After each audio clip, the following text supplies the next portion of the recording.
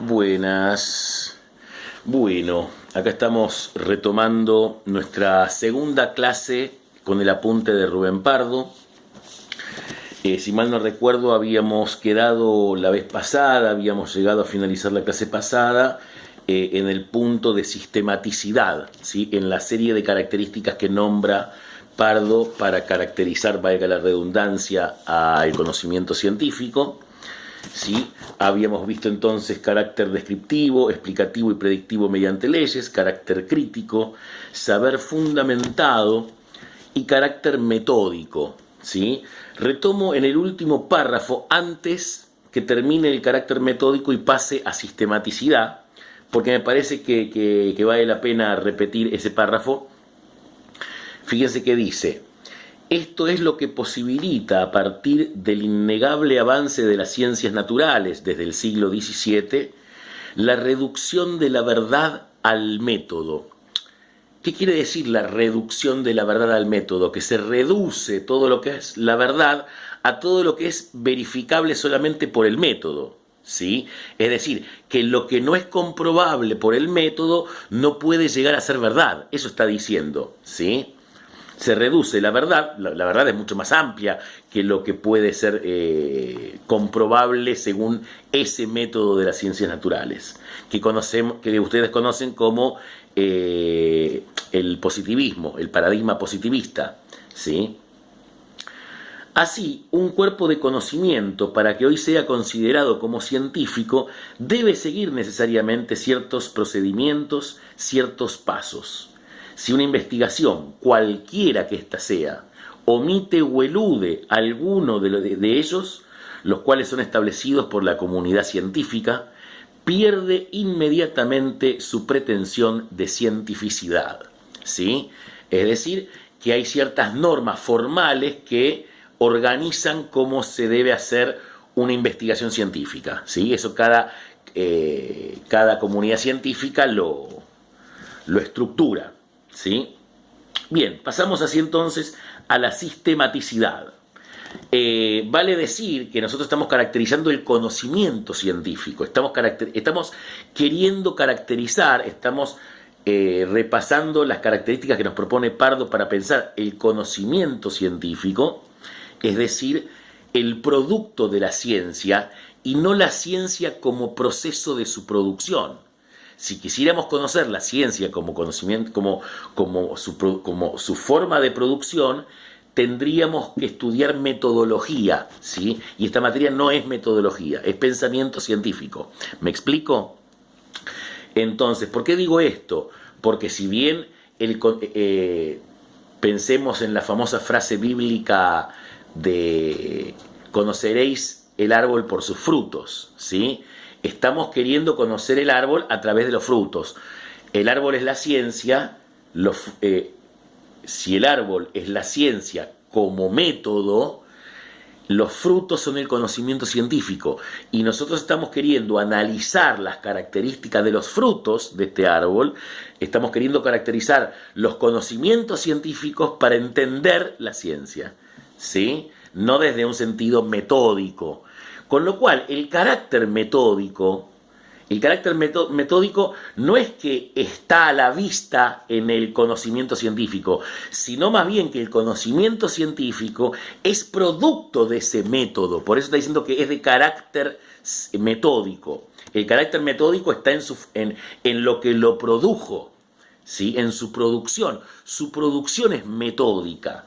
Metódica quiere decir esos pasos organizados para llegar a un fin preestablecido, ¿no? Pero son esos pasos ordenados, ¿sí? Quien haya hecho una investigación científica sabrá lo riguroso de los pasos y la consistencia lógica que deben tener los pasos, cómo hay que especificar un concepto, definirlo o tomar el marco teórico de donde se define y entonces ir verificando, ¿sí? En sus sucesivos pasos su coherencia.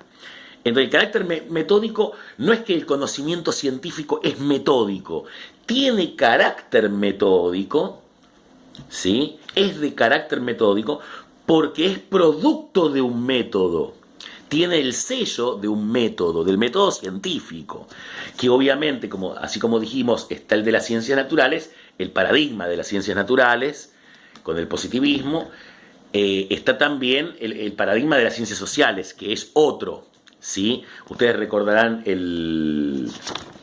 o por lo menos los que hicieron conmigo sociología, recordarán ese apunte de Susana de Luque donde caracterizaba que el objeto de las ciencias sociales es muy problemático para pensarlo desde el paradigma de las ciencias naturales, justamente porque su objeto científico de investigación, el macroobjeto, el objeto de todas las ciencias sociales, es cualitativamente diferente, sustancialmente diferente al de las ciencias naturales.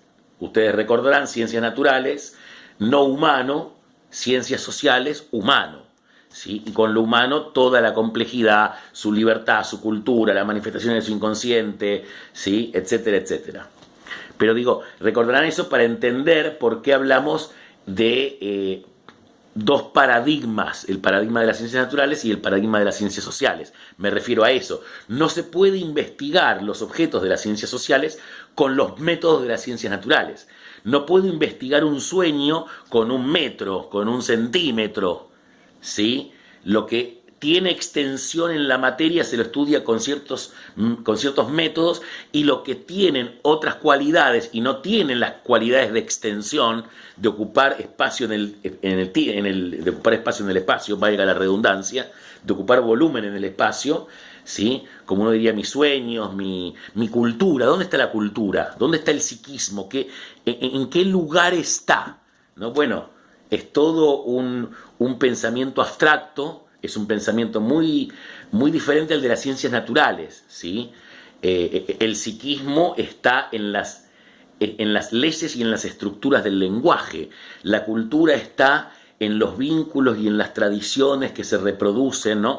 Pero no son espacios fácilmente asimilables, fácilmente agarrables, medibles.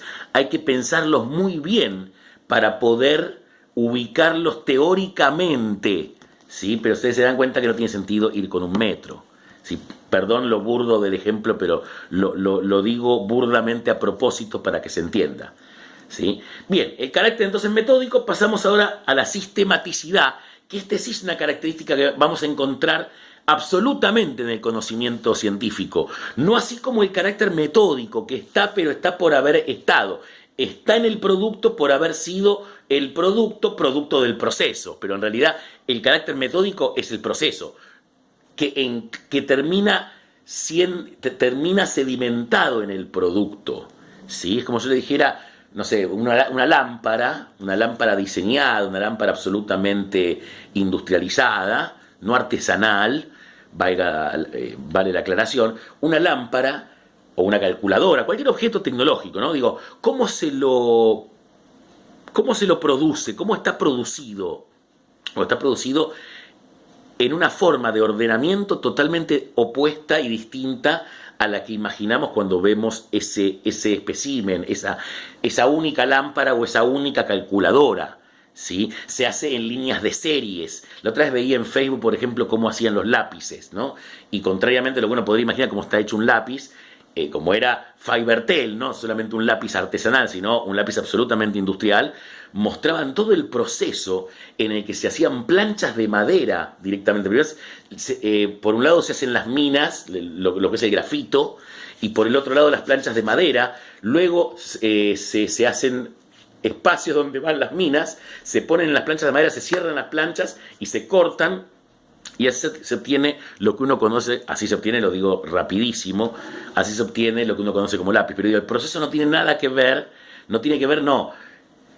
es absolutamente inverso al producto. Cuando yo tengo el producto, pareciera como que el producto se hizo parte por parte, y el producto no se hace parte por parte, hay un proceso absolutamente distinto.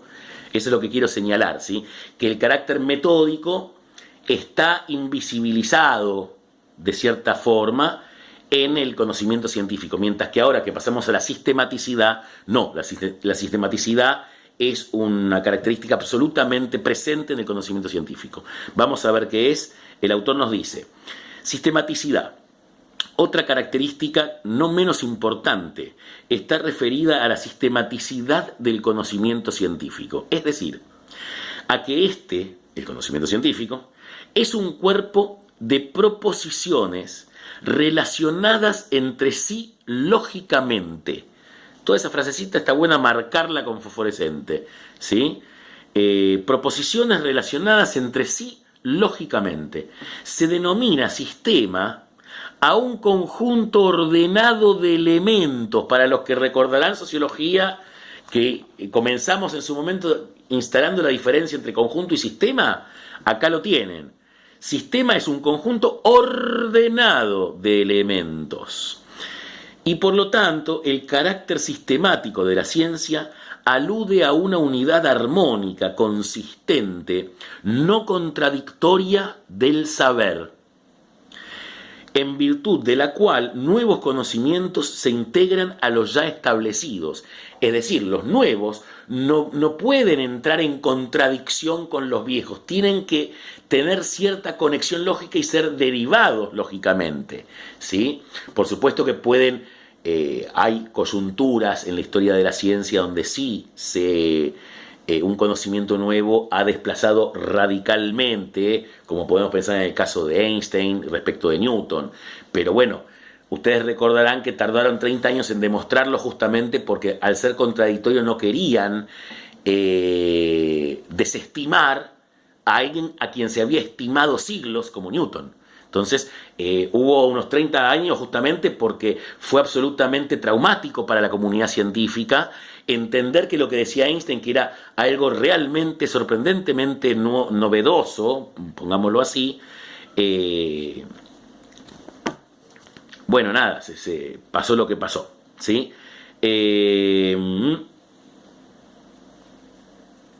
Repito esto último. Por lo tanto, el carácter sistemático de las ciencias alude a una unidad armónica, consistente, no contradictoria del saber, en tanto no se modifiquen cuestiones coyunturales, cuestiones centrales de la ciencia en la que estamos. El saber que alberga esa ciencia no puede entrar en contradicción consigo misma. No puedo yo ingresar a la psicología, por ejemplo, un descubrimiento nuevo, de cualquier manera, si la teoría que explica ese fenómeno novedoso entra en contradicción con las teorías ya establecidas por la comunidad psicológica, ¿sí? No puede entrar en contradicción con ciertas cuestiones. Como yo les dijera, descubrí no, porque descubrí pareciera como que es cierto. Permítanme decirlo mejor. Yo creo, en esta investigación se propone como hipótesis sostener que ciertos fenómenos de la personalidad están determinados genéticamente desde antes de nacer, de manera innata.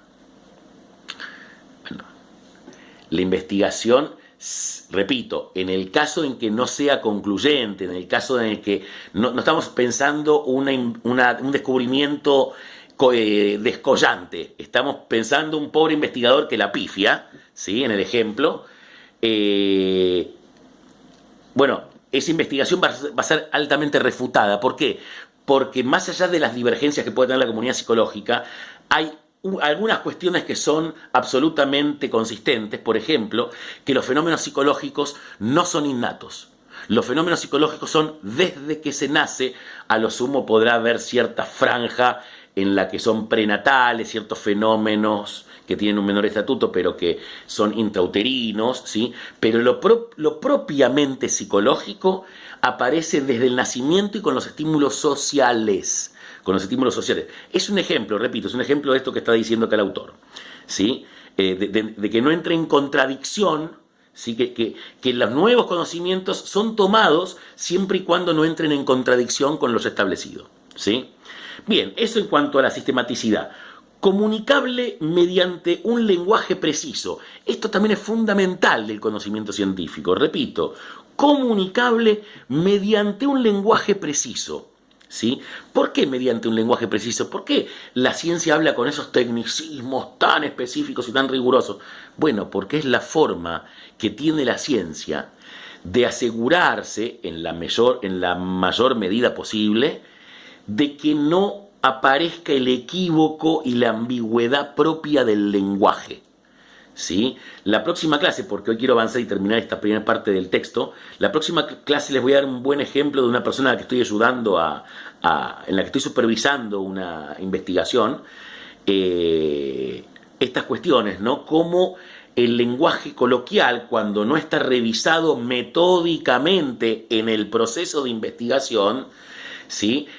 Produce contradicciones y eso es un problema porque la investigación entonces no va a ser aceptada, ¿sí? Entonces, el lenguaje preciso, por eso es muy común encontrar en el comienzo de algunas investigaciones, no de todas, pero de algunas, encontrar las palabras claves, por ejemplo, ¿no? Entonces son las palabras que uno tiene que prestar más atención. Esas palabras claves siempre, los conceptos principales siempre en una investigación tienen que estar absolutamente definidos y esclarecidos, ¿sí? Y no obstante tienen que estar perfectamente articulados con todo lo que se deriva de ellos y no debe entrar en contradicción en ningún momento. Si no puedo decir una cosa y decir la contraria, ¿sí? Por ejemplo, esta persona en un momento ponía que cierto organismo no formaba para el trabajo. Y lo cierto es que la investigación había demostrado que formaba deficientemente, que había fallas, que formaba para el trabajo porque había fallas. Y ella puso en el trabajo que no formaba para el trabajo. Y le digo, no, esto es una contradicción. No podés decir que no forma para el trabajo si forma aunque sea deficitariamente. ¿Me explico? Sí, fíjense la rigurosidad que hay que tener para no entrar en contradicción en un cuerpo de investigación, ¿sí? Bien, ahora igual vamos a ver qué nos dice el autor y volvemos sobre este tema. Ya se hizo mención de la necesidad de fundamentación como requisito esencial de todo saber que se pretenda científico. Fundamentación. La ciencia formula constantemente enunciados que deben responder a esta demanda, vale decir, hipótesis que deben cumplir con requisitos lógicos y empíricos metodológicos. Lógicos y empírico-metodológicos. Sin embargo, muy a menudo, tanto en ciencia como también en la vida cotidiana, es necesario además formular enunciados precisos.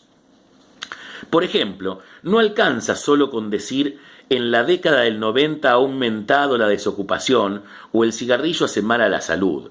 Es necesario complementar esos enunciados con otros más precisos. ¿En qué medida ha aumentado la desocupación? ¿A qué órganos y cómo el cigarrillo afecta la vida del hombre?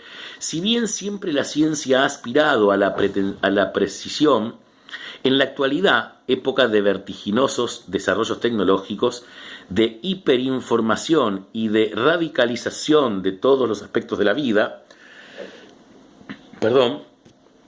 tal aspiración se ha transformado en requisitos indispensables. La medida, la exactitud en la formulación de relaciones entre los fenómenos estudiados y la posibilidad de expresión de ese saber en un lenguaje preciso son componentes ineludibles de todo conocimiento que se precie de ser científico. Lo leo una vez más esta parte. Si bien siempre la ciencia ha aspirado a esa precisión, a la precisión y a la actualidad, época de vertiginosos desarrollos tecnológicos, de hiperinformación y de racionalización de todos los aspectos de la vida, tal aspiración se ha transformado en un requisito indispensable. 2 puntos. La medida, la exactitud, pero no como lo decíamos nosotros empíricamente, sino la exactitud en los conocimientos teóricos. La medida, la exactitud en la formulación de relaciones, es decir, en teoría, en la formulación de relaciones entre los fenómenos estudiados, ¿sí? Ahí son conceptos operacionales, conceptos que me permiten ir a la experiencia de los fenómenos estudiados y la posibilidad de expresión de ese saber en un lenguaje preciso son componentes ineludibles de todo conocimiento que se precie de ser científico.